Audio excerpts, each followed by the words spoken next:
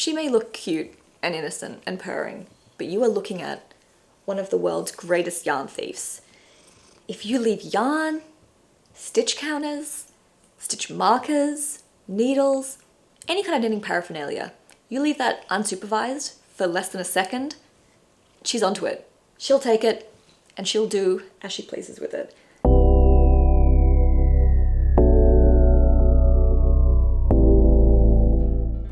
Hi, and welcome to it's technically my third video, but I guess it feels like my first podcast. So I'm just gonna chat about what I've been up to, what I've been knitting on, and I've got some yarn acquisition to share with you, which I think is pretty exciting. So yeah, I'm not really one for long introductions, so I think let's just get into it. So I've been working pretty monogamously on a cardigan. It's a gift for my boyfriend's father. Sometime last year we were talking about knitting, and he mentioned how his mother used to knit him garments when he was growing up. And, he said he remembered her seaming them all. So we chatted a little bit about it, and he said he really wanted a cardigan. So I originally had my heart set on doing a really heavily cabled fisherman's sweater kind of a thing, something that you'd see Sean Connery wearing while he's smoking a cigar. I was about to get everything I needed for it, and then we chatted about it a little bit more, and I think we realized that it probably wasn't going to be the most appropriate pattern because he dresses much more modernly, and I think it's maybe a bit too much of a traditional style for him. So we ended up going back to the drawing board, and I stumbled across the Ranger by Jared Flood. That one I think ticked all the boxes, and I've been knitting that one mostly. The original pattern called for Brooklyn Tweed shelter, and I've heard some varying opinions on Brooklyn Tweed. I've heard some people say it is their favorite yarn, they love it, it wears well, it's sturdy. And then I've also heard people say it peels really quickly, it doesn't hold up, it's too lofty to have any sort of durability. I was a little bit on the fence about whether I would get it or not. So I went online to a local yarn store and put in the quantity that I would need to knit his size, and the total came to almost $400. And I was sort of like, whoa, okay, I love you, but that's a lot of money, and especially on something that I'm not really sure about if that yarn's gonna perform as I want it to. So ultimately I decided I didn't want to go for it. That meant I was back to the drawing board as to what yarn I would use. I was looking online, I had some ideas, there was nothing that really caught me. And then recently I've been watching a lot of Fiber Tales podcasts, mostly kind of back watching her previous episodes, and she really raves about Snelldon yarn, and I think her and I have very similar tastes in yarn. So she mentioned it several times, and I thought, you know what, I'll take your recommendation. So I ordered, I believe, 7 hanks from Snelldon, which was online, obviously they're based in Denmark, maybe even the Faroe Islands, and I got 7 balls of their 3-ply, which I believe works out to a sort of DK worsted in this light grey colour. And it's this beautiful marled colour because it's all undyed. It's their natural sheep wool, and they've just blended together different coloured fleeces to create this marled effect. And it is a really glorious yarn. Very rustic and toothy, but it still feels soft. It has that dry feel to the touch. And the interesting thing about this one is it has a really unique smell. It's not really sheepy though. The smell is really specific because it reminds me exactly of an antique drinks cabinet that we had in our house when I was growing up. And it was this beautiful dark wood. It was like an arched top, these 2 huge doors that opened up. It was on these really ornate, slim legs that had glass shelving and mirrors at the back. It was very sort of opulent, and it smelled exactly like this. I don't know if it sort of smells like mahogany or some kind of a varnish, but it's not sheepy. But then it kind of is, I don't know, there's something really nostalgic about this, and I smelled it as soon as I opened the package and just loved it. So with the Snelldon yarn, I think I got, like I said, 7 hanks, plus the shipping to Australia was in total about $100.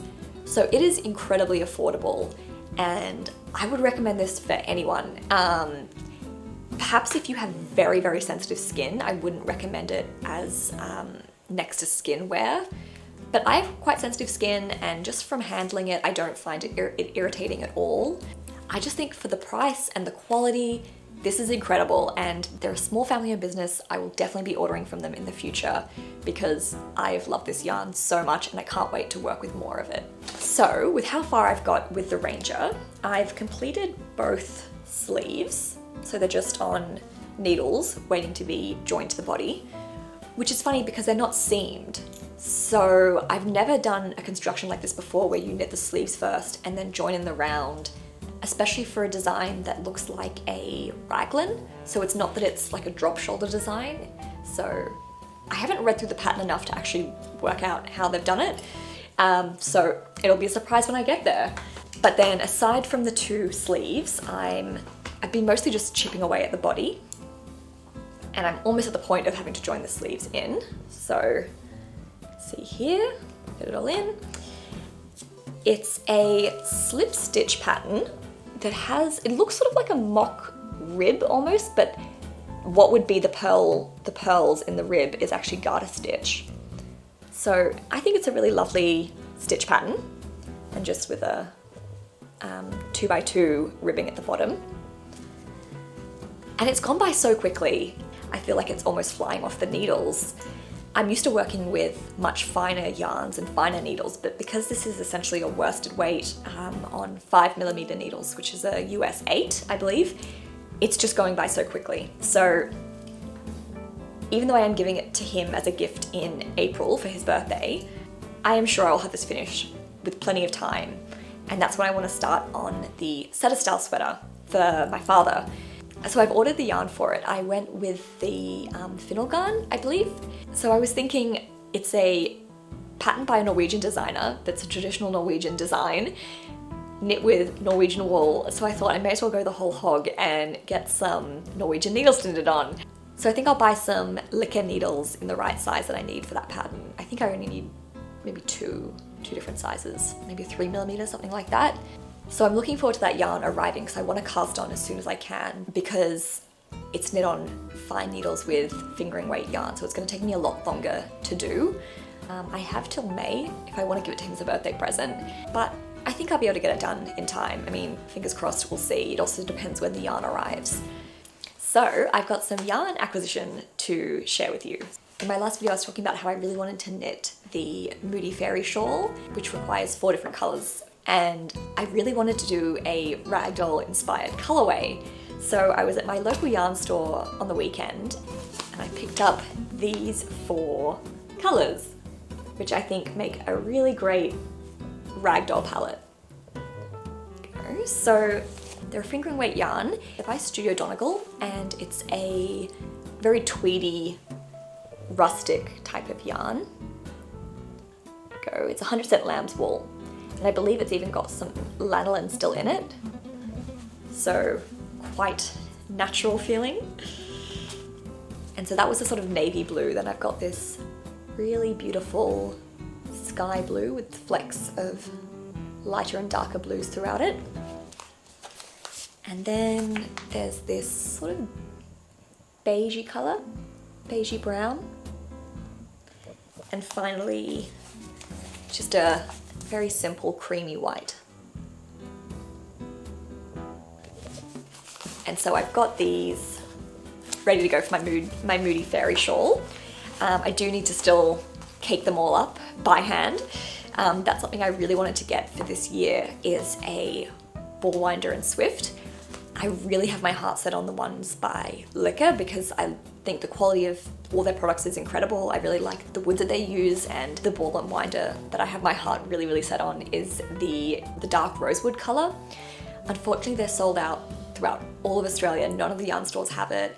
I've got a back order placed, so hopefully, I don't know when they're going to arrive. I think with all the issues with the supply chain at the moment because of COVID and the ongoing issues, I'm not sure when it will arrive, but hopefully soon, because I am getting tired of having to hand skein all my skeins up by hand.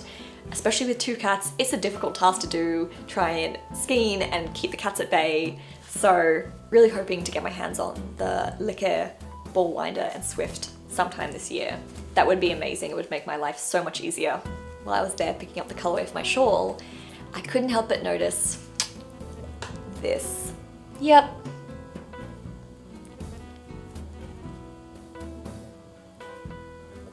I finally caved and got one. I feel like everyone is like on the spin cycle wagon and I just want to jump on board too. I've been really hesitant to purchase any Spin Cycles yarns online because with each of their yarns, everyone is unique. The colors that go throughout the yarn aren't consistent, so they can vary dramatically between skein to skein. So the images they put online can look really different to what you actually get.